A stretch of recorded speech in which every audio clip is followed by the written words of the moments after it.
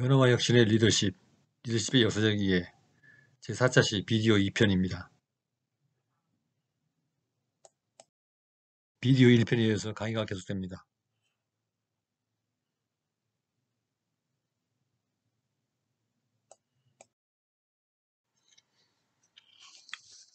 독재라는 용어는 고대 로마에서 긴급사태에 관해서 법으로 미리 한정하여 설정된 임시공직을 의미하는 독재관에서 역사적 기원을 줄 수 있습니다.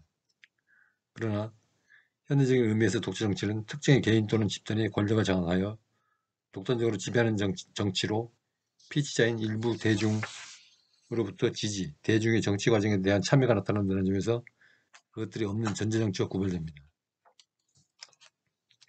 일반적으로 군부의 독재나 개발도상국에서 볼 수 있는 개발독재 등은 민주주의와 양립하지 않는다고 할 수 있지만, 내란이나 전쟁 등 긴급사태에 있어서 권력자의 전단적 정치적 지배를 미리 헌법에 규정하고 있는 경우 민주주의 체제의 방위에 공헌합니다. 전제정치는 군주, 귀족, 독재자, 계급, 정당의 어느 것이라는 불문하고 지배자가 국가의 모든 권력을 장악하여 아무런 제한이나 구속 없이 마음대로 그 권력을 운영하는 정치체제입니다. 독재는 민주주의, 입헌주의, 공화제의 반대 개념입니다. 국민의 정치 참여와 자유권이 보장되지 않으며 의회 제도가 경시되거나 부정되고 소수의 지배자가 초월적 강권적으로 지배합니다. 그런 정치는 독일의 히틀러나 이탈리아의 무솔리니 같은 정권이 있었으며 그들의 결말은 좋지 않았습니다. 현대 공산주의 정권은 대체로 독재 유형의 통치체제를 가집니다.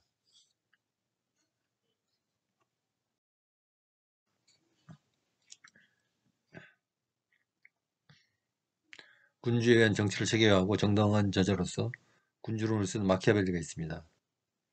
마키아벨리 군주론이라 하면 목적을 위해서는 수단 방법을 가리지 않는 권모술수의 원전이라고 알려져 있습니다. 그것은 틀린 것은 아닙니다. 그러나 도덕적 견지에서 그를 악마의 대변자로 비난하고 하기도 하지만 군주론을 대변하는 마키아벨리즘은 그것에서 눈을 돌리고 싶어도 정치 현실적인 면을 지적하고 있는 것은 부인할 수가 없습니다. 그리고 종교나 도덕의 세계로부터 독립한 정치 세계를 발견한 것이 마키아벨리 근대 정치학에 대한 큰 기여입니다. 이 책은 내용상 구성으로 봐 크게 네 부분으로 나눌 수 있습니다.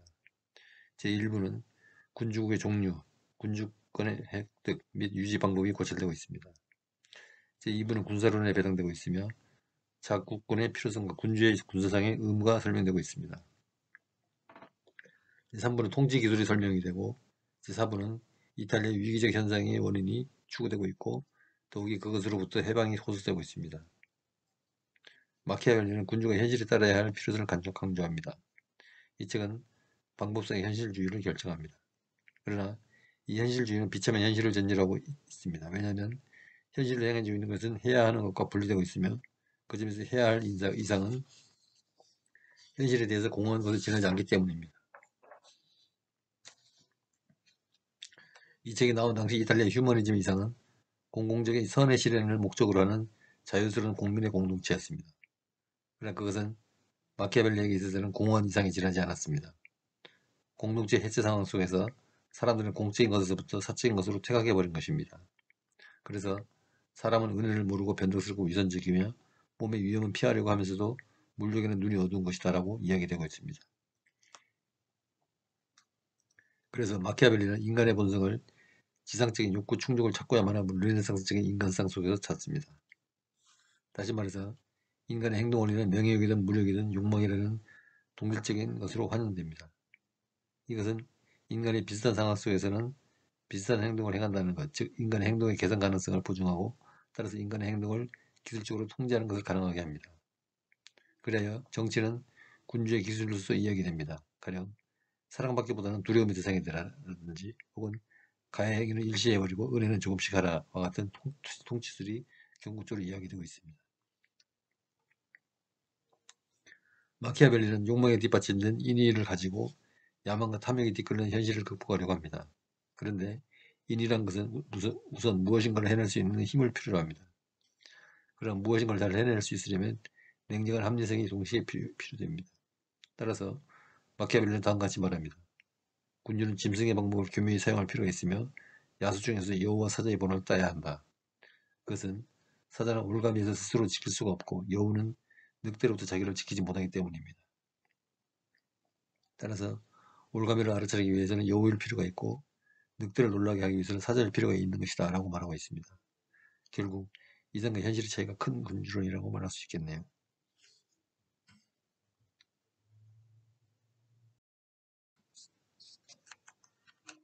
무정부주의는 모든 제도화된 정치 조직, 권력, 사회적 권위를 부정하는 사상 및 운동을 말합니다. 무정부주의는 권력 또는 정부나 통치 부재를 뜻하는 고대 그리스 아코스에서 유래합니다. 근대에 와서 처음으로 국가가 없는 사회라는 뜻으로 이 용어를 사용한 사람은 루이 아르망드 라옹탕으로 인디언의 생활을 기술한 그의 저서에 나타나고 있습니다.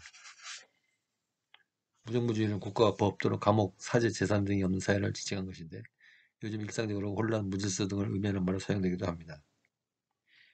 무정부주의는 하나의 사회 철학이며 정치 이념으로 개인의 자유를 최상의 가치로 내세우고 그에 대한 모든 억압적인 힘을 부정하는 것입니다. 이런 의미에서 무정부주의 요소는 스토아 철학의 창시자인 제논으로부터 자유주의자인 훔볼트나 밀 등의 사상에서도 발견되고 있습니다. 무정부주의는 대개 5가지 특징을 규정해 볼 수 있습니다. 첫째, 인간은 본래 선의 능력을 가진 착한 존재인데 관습제도 권력제가 타락하게 만든다. 둘째, 인간은 사회적인 존재로서 자발적으로 서로 협력할 때 가장 인간다워진다. 공동체적인 삶을 추구하는 것이 인간의 본능이며 따라서 이러한 사회가 가장 자연스러운 것이고 국가는 그에 반대되는 것이다. 셋째, 사회 여러 제도 가운데서 특히 사회재산과 국가는 이루어진 것을 으뜸인데 이것들은 사람들을 서로 타락시키고 또 착취하게끔 하는 것이다. 민주통치나 사회주의적 경제체제 등 모든 권위적인 요소들은 개인을 억압하는 것이다. 넷째, 모든 사회 변화는 자생적이고 직접적이며 대중적인 기반을 둔 것이라야 하며 이와 반대되는 모든 조직화된 운동은 권위 조직에 의한 산물에 불과하다. 조직화된 혁명은 하나의 억압을 다른 하나의 억압으로 바꾸는 것에 지나지 않으므로 변화는 외부적인 통제가 없이 자유롭고 독립적인 개인들로 이루어지는 대중의 자연적인 느낌 표출에 의해서 이루어져야 한다. 다섯째, 산업 문명은 생산수단의 소유 형태가 어떻든 간에 인간의 정신을 파괴한다. 기계는 인간을 지배한다. 그러므로 어떤 사회든 산업 문명에 의해서 사는 것은 인간의 내적인 힘을 누리는 것이다. 이러한 사상적 요소를 가지는 무정부주의는 여러 사상가에 의해서 대표되는데 내용이 각기 다르기는 하나 개인의 자유와 경제생활의 유도를 모색하는 데 있어서는 마찬가지입니다. 무정부주의는 운동으로서는 스페인들의 종식과 함께 기울었으나 사상으로 여전히 매력을 가지고 있어서 관료화되고 조직화된 현대의 산업사회에서 새로운 관심을 끌고 있습니다.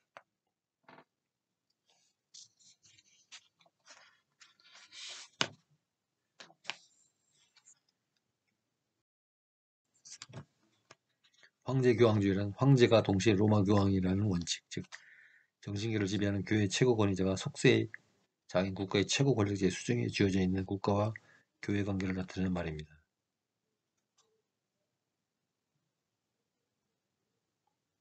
18세기 이후 사용됐으며 원래 14세기 이후에 로마 제국을 대상으로 한 것이었는데 후에는 1917년까지 러시아 국교회, 중세 초기 카일 대제의 프랑크 왕국, 근대 가톨릭 전쟁 국가, 연방 군주가 자국의 프로테스탄트 교회의 최고 주교지에 있었던 독일 프로테스탄트 연방국가 등에서 확대 적용되었습니다. 19세기 가톨릭 역사에 의해서 가끔 인용된 것으로 알 수 있는데 이 개념은 원래 중세 서유럽에서 서인권 투쟁을 통해서 전형적으로 추진한 것과 같은 로마 교황이 신성 로마 황제에 대해서 우월한 권위를 주장한 국가-교회 관계의 반전상을 나타내고자 한 것입니다. 현대 민주국가 원리에 의하면 정교는 분리되고 종교 자유는 보장됩니다. 그러나 종교적 전통이 깊은 국가 예를 들어 영국은 한국과 같은 민주제도를 가지고 있으나 입헌 군주국으로 여왕이 종교적 수장의 지위를 같이 가지므로 초중등 학교에서 보면 조회 시간에 국공립 학교에서 예배를 보는 것을 목격할 수 있습니다.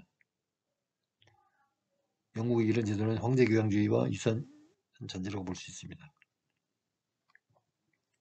황제교황주의에서 황제나 왕은 세속적 정치 권력의 영적인 신앙의 지도자까지 구비해서 엄청난 권력과 리더십을 가지고 있음을 생각하게 합니다.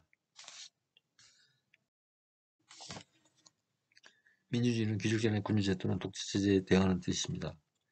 민주주의라는 말은 그리스어의 데모크라티아에 근원을 두고 있는데 데모, 즉 국민과 크라티토스, 지배의 두 낱말이 합쳐진 것으로 국민의 지배를 의미합니다. 국민의 지배라는 민주주의는 여러 갈래로 해석되어 왔습니다. 초기 그리스에서는 시민권을 가진 남자들의 다수결 원칙 아래 정치 결정에 직접 권한을 행사하는 정부 형태를 의미했습니다. 이 제도를 직접 민주주의라고 했습니다. 한편 국민 개개인이 직접 정치적 결정 과정에 참여하지는 않고 다만 국민이 선출한 대표를 통해서 정치적 결정 권한을 대리하게 하는 방식도 있습니다. 이것을 대의민주주의라고 합니다. 또 정부 형태가 민주주의든 아니든 간에 사회적, 경제적 평등에만 관심을 기울이는 민주주의도 있습니다. 불평등한 개인의 소유재산을 평등하게 조정한다는 것으로 사회적 민주주의 또는 경제적 민주주의라고도 합니다. 이와 같이 민주주의 해석에는 여러 갈래가 있을 수 있으나 기본 원칙에는 변화가 없습니다. 민주주의 필수 요건은 대략 6가지로 나눌 수 있습니다. 첫째, 국민은 1인 1표의 보통선거권을 통해서 절대 권한을 행사할 수 있어야 한다. 둘째, 적어도 2개 이상의 정당들이 선거에서 정치 강령과 후보를 내세울 수 있어야 한다. 셋째, 국가는 모든 구성원의 민권을 보장해야 하는데 이 민권에는 출판, 결사, 언론의 자유가 포함되며 적법 절차 없이 국민을 체포 구금할 수 없다. 넷째, 정부 실제가 국민의 복리증진을 위한 것이어야 한다. 다섯째, 국가는 효율적인 지도력과 책임있는 비판을 보장해야 한다. 정부 관리들은 계속적으로 의회와 언론에서 반대 의견을 들을 수 있어야 하고 모든 시민은 독립된 사법제도의 보호를 받아야 한다. 여섯째, 정권 교체는 평화적 방법으로 이루어져야 한다.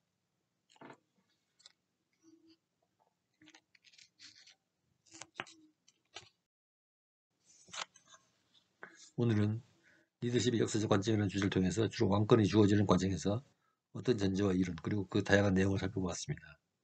거기에는 다양한 관점, 철학, 제도, 개념 등을 통해서 우리가 교훈으로 삼을 수 있는 것들을 살펴보았습니다. 왕이 잘못하면 끌어낼 수 있다는 왕도 정치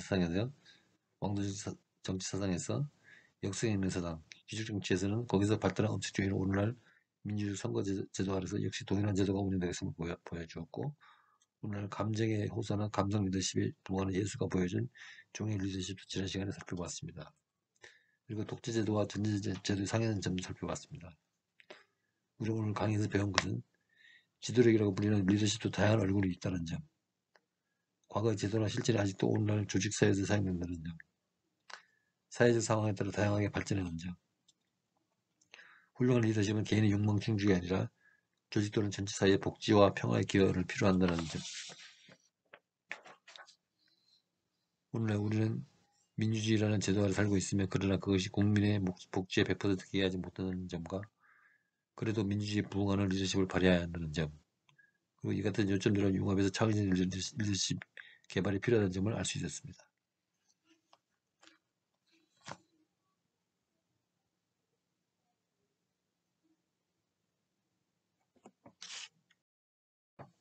다음은 문제은행을 통해서 복수 문제를 살펴보겠습니다. 지난 시간에 알려드린 바와 같이 문제은행 형태로 분열을 통해서 배운 내용을 학습하고 그 중에서 중간고사가 출제된다는 점입니다.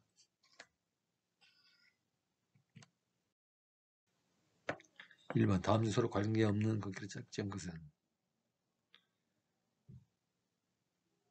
1. 왕도정치 맹자 손자병법 지피지기 백전백승 3. 귀족정치 무정부주의 4. 군주론 마키아벨리 그래서 귀족정치는 아리스토크라시라고 하는데 무정부주의는 아나키즘이라고 하죠.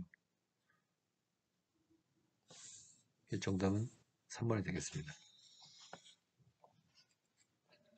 2번 독재정치와 관계가 없는 것은 1번 가부장적 사상 2번 로마왕가의 리더십 3번 페미니즘 사상 4번 1인 지배 정답은 3번이죠. 페미니즘은 여성들의 권리회복을 위한 운동을 가리키는 말로 독재정치와는 상관이 없습니다.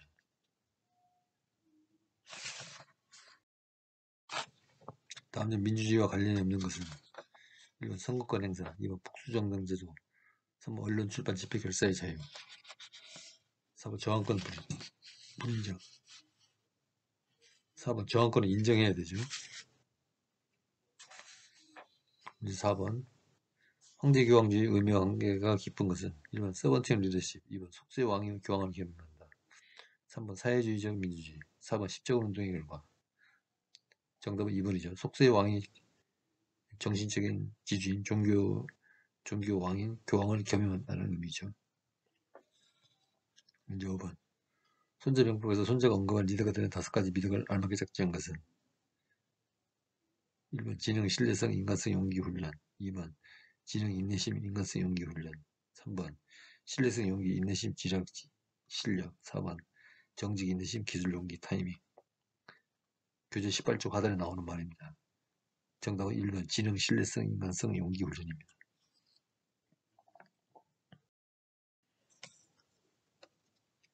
다음 시간에는 리더십 이론에 대해서 학습하겠습니다. 교과서 29쪽에서 54쪽까지 읽어오시기 바랍니다. 주제를 잠시 살펴보면 특성 이론, 이것은 리더는 타고난다는 이론으로 유전적으로 내려온다는 믿음에 기초한 이론입니다. 특성 이론에 대한 이론, 이것은 어떤 상황에서는 지도자가 다른 상황에서는 지도자가 될 수 없으며 특성 이론에 대한 반론입니다. 속성 유형 이론, 개별적 배수인 개인 특성 영향이 리더십에 영향을 주는 게 아니라 통합적 총체로 리더십을 이해한다는 이론입니다. 그의 행동과 스타일 이론, 상황적 리더십, 기능적 리더십 이론, 통합 심리 이론, 변형적 리더십 이론, 교환 이론 및 감성적 리더십 이론 등이 논의되겠습니다. 리더십의 학술적 성과인 리더십 이론은 다소 전문적이고 복잡하지만 암기보다는 이해 위주로 학습하시기 바라며 가능한 한 얕고 넓게 훑고 진행할 예정이니 너무 어렵게 여기지 말아주시기 바랍니다.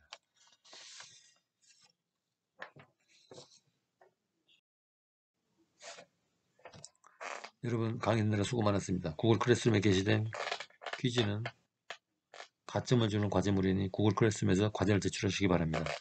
다음 시간에 뵙겠습니다. 안녕히 계십시오.